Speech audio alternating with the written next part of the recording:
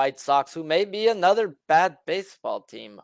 But people who left: pitchers, Johnny Cueto, Vince Velasquez; position players, Josh Harrison, Jose Abreu, Elvis Andrews, AJ Pollock, and Adam Engel. No trades. Well, in free agency re-signings, they got Mike Clevenger, Andrew Benintendi, and re-signed Tim Anderson. Coaching changes: Pedro Grifol is the new manager, Charlie Montoya is the new bench coach, Jose Castro is the new hitting coach, Chris Johnson's the new assistant hitting coach, Eddie Rodriguez is the new third base coach, while Jeff Head is the new senior director of sports.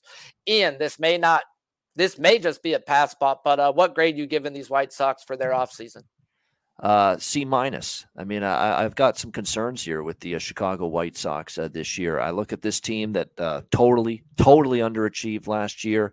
I get it that when you look at this organization, it was a disconnect. They did have some injuries. The lineup didn't hit the way we thought. You know, there were guys that they expected to deliver in a pitching standpoint last year that simply did not. You know, Giolito, for instance, was at the top of the list. Lynn didn't perform up to expectations. There was some issues with La Russa, clearly, and maybe they're better because he's gone, and that might help them. But I got my worries about this White Sox team coming into this season. I thought this bullpen was supposed to be so great last year, and they didn't pitch anywhere close to what we expected from them. Hendricks took a huge step back in the closer's role. The combination of Kelly and Bummer pitched like a bum sometimes. Graveman, I mean, it was not a great bullpen. The lineup, there was a lot more swing and miss in that lineup. I wasn't seeing patience. I wasn't seeing quality at bats. They need to rely on, Dylan Cease had a terrific year. Can you count on that again? Lynn's got to bounce back. Giolito's got to bounce back. Kopech keeps having injuries. Clevenger was good in Cleveland. I was not overly impressed with him in San Diego. There's a lot of question marks here. It's a C for me. Jimmy, what grade you giving them? I give them a C+. They're coming off a horrific year. This is the perfect buy low spot on the White Sox at 83.5 wins in my estimation. Andrew Benintendi will help. When he stopped trying to hit home runs, he started becoming that good baseball player that we remembered coming up through the Red Sox system. The question for me is Yoan Moncada.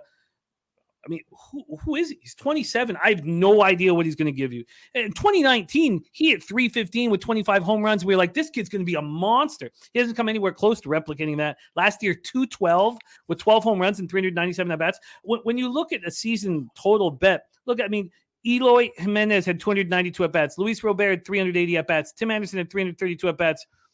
Even Moncada, 397 at-bats. If Jimenez, Robert, and Anderson have 500 at-bats, they could make the playoffs. Andrew Vaughn is the real deal. Clevenger, arrested for domestic violence. But Cease, Lynn, Giolito, Kopech, this team is so much better than they showed us last year. I expect them to be.